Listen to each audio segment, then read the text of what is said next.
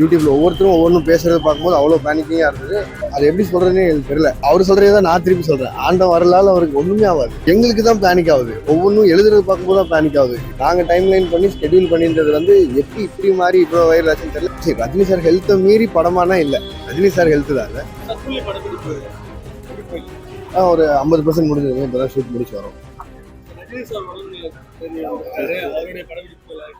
நல்லா இருக்காரு. நேற்றுக்கு நைட் கூட பேசினேன்.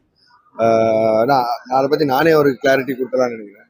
ஏன்னா கிட்டத்தட்ட ஒரு மாதம் முன்னாடி நினைக்கிறேன். ஒரு மாதம் 40 நாள் முன்னாடி இருக்கும். இந்த வைசாக் ஸ்கெடியூல் ஆரம்பிக்கிறதுக்கு முன்னாடி வந்து அப்போ சொன்னது சார் எங்ககிட்ட இந்த மாதிரி அக்டோபர் இந்த 30ஆம் தேதி அவருக்கு ஒரு நான் சர்ஜிக்கல் ஒரு சின்ன ப்ராசஸ் இருக்குன்னு சொல்லி. ஏன்னா இது சாரை தாண்டி நிறைய ஸ்டார்ஸ் இருக்காங்க வேற ஸ்டேட்லேருந்து. எல்லாரோட டேட்ஸுமே இருக்கனால முன்னாடியே சொல்லியிருந்தார் ஒரு 40 நாள் முன்னாடி. ஸோ அதை வச்சு தான் பிளானே பண்ணியிருந்தோம். ஸோ அதனால அவருக்கு 30th சர்ஜரிங்கிறதுனால அந்த ப்ராசஸ்ங்கிறதுனால 28th அவரோட ஷூட் எல்லாம் முடிச்சு அனுப்பியிருந்தோம். அண்ட் 29th காலையில் இங்கே ரீச் ஆனார். உங்க எல்லாரும் மீட் பண்ணிட்டு தான் போனாருன்னு நான் நினைக்கிறேன். இங்கே கூட உள்ள காரில் உட்காந்து ஆட்டோகிராஃப் எல்லாம் 2 பசங்களுக்கெல்லாம் போட்டார் நினைக்கிறேன். முடிச்சுட்டு ஈவினிங் போயிட்டு ஒரு அட்மிட் ஆனார். அந்த ப்ராசஸ் அப்படியே போயிருந்தது. அண்ட் அது எப்படி வைரல் ஆச்சுன்னு தெரியல. ஏன்னா நாங்களும் அங்கே ஷூட்டில் இருந்தோம். அதுக்கப்புறம் நிறைய எழுதியிருந்தாங்க, என்னென்னமோ பேசினாங்க யூடியூப்ல. அது எங்களுக்கு ரொம்ப பேனிக்கிங்காக இருந்தது அங்கேருந்து பார்க்கும்போது. ஏன்னா இந்த ப்ராசஸ் நடக்கும் போதுன்னு முன்னாடியே தெரிஞ்சதால ஒரு சின்ன லாஜிக் என்னன்னா, சரி ரஜினி சார் ஹெல்த்தை மீறி படமானா இல்லை. ரஜினி சார் ஹெல்த்து தான் இல்லை. அப்போ என்னன்னா, இப்போ அவருக்கு அந்த மாதிரி ஏதாவது ஒரு டிஸ்கம்ஃபர்ட் ஷூட்டில் இருக்கும்போது நாங்கள் ஏதாவது ஃபீல் பண்ணியிருந்தாலும் ஏதாவது ஆயிடுச்சுனால என்டையர் யூனிட்டும் நேராக வந்து இங்கே ஹாஸ்பிட்டலில் தான் நின்றுருப்போம். நாங்கள் இன்னைக்கு காலையில் 5 மணி வரைக்கும் ஷூட் பண்ணிட்டு இருக்க போகிறதில்ல. அண்ட் சன் பிக்சர்ஸ் மாதிரி ஒரு ப்ரொடக்ஷன் ஹவுஸ் வந்து அவங்களோட ஹீரோக்கு ஏதாவது ஒரு டிஸ்கம்ஃபர்ட் ஷூட்ல ஆயிருந்ததுன்னா திருப்பி கன்டினியூஸாக எங்களுக்கு ஷூட் பண்ணிருக்கிறதுக்கான ஃபண்டு கொடுத்துருக்க போகிறதில்ல. இல்லை வேணாங்க, முதல்ல சாரை பார்ப்போம், இங்கே வாங்கன்னு சொல்லியிருப்பாங்க. எங்களுக்கு என்ன ஷாக்கிங்காக இருந்ததுன்னா, நாங்கள்லாம் அங்கே ஷூட்டில் இருக்கும்போது இந்த ப்ராசஸ் எங்களுக்கு 40 நாள் முன்னாடி தெரிஞ்சு அதுக்காக மட்டுமே நாங்கள் டைம் லைன் பண்ணி ஸ்கெடியூல் பண்ணியிருந்தது வந்து எப்படி இப்படி மாறி இவ்வளோ வைரல் ஆச்சுன்னு தெரியல. அண்ட் இங்கே இருக்கிறது சரி ஒரு விஷயம் தான், இங்கே நிறைய பேர் யூடியூப் மட்டும்தான் பார்க்குறாங்க. நம்ம வேலையில் இருக்கிறதால அது அங்கே பெருசாக தெரில. பட் ஆனால் எங்களுக்குலாம் ரொம்ப பேனிக் ஆச்சு. யூடியூப்ல ஒவ்வொருத்தரும் ஒவ்வொன்றும் பேசுறதை பார்க்கும்போது அவ்வளோ பேனிக்கிங்காக இருந்தது. அது எப்படி சொல்கிறதுனே எனக்கு தெரியல.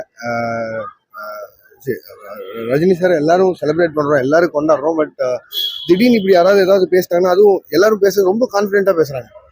கிட்ட இருந்து இப்படி நெக்ஸ்ட் இருந்து பார்த்த மாதிரி பேசுகிறாங்க. ஏன்னா ஒரு 540 பேர் இங்கிருந்து நாங்கள் போயிருக்கோம் ஷூட்டுக்கு. இங்கிருந்து அங்கே போயிருக்கோம். எங்களோட மனநிலையில என்ன ஆகும், இங்கே இருக்கிறவங்க ஏதாவது பேசுங்க. ஏன்னா நாங்கள் எல்லாம் கிட்ட இருந்து பார்த்தோம். சாரோட ப்ராசஸ்க்கு நாங்கள் அனுப்பிவிட்டதுக்கு இது என்னென்னமோ எழுதியிருக்காங்கன்னு நினைக்கும் ரொம்ப வருத்தமாக இருந்தது. அதுதான் எங்களுக்கு ரொம்ப மன உளைச்சல். அது நான் ஒன்று சொல்லிடுறேன். இப்போ இது சொன்னதெல்லாம் உண்மை இல்லை. இதை கொண்டு போய் எப்படியாவது மக்கள்கிட்ட ரீச் பண்ண பாருங்க முடிஞ்ச அளவுக்கு. இதையாவது ஒன்றும் இல்லை, ரஜினி சார் ரொம்ப நல்லா இருப்பாரு. ரஜினி சார் வந்து எப்பவுமே அவர் சொல்ற மாதிரி அந்த அவர் சொல்றதே தான் நான் திருப்பி சொல்றேன். ஆண்டம் வரலால அவருக்கு ஒண்ணுமே ஆகாது, எதுவுமே ஆகாது. எங்களுக்கு தான் பேனிக் ஆகுது. ஒவ்வொன்றும் எழுதுறது பார்க்கும்போது தான் பேனிக் ஆகுது.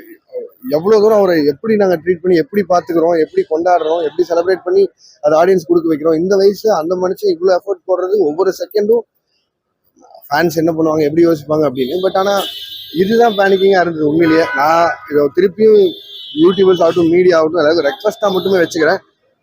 யாரையும் பேனிக் பண்ணாதீங்க.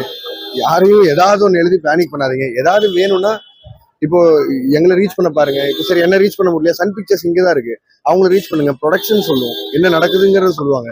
அவங்க சொல்றது அதிகாரப்பூர்வமா தெரிவிங்க. வேற ஒன்றும் சொல்றதுக்கு இல்லை.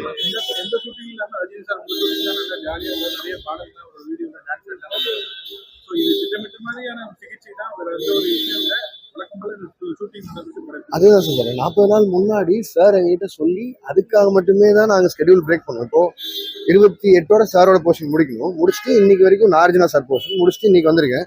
இப்போ 10 நாள் பிரேக், ஏன்னா சாருக்கான அந்த ப்ராசஸ்னால. ஸோ திருப்பி அக்டோபர் 15th இருந்து ஷூட் ஆரம்பிக்கணுங்கிறது தான், இதுதான் ஸ்கெடியூல்.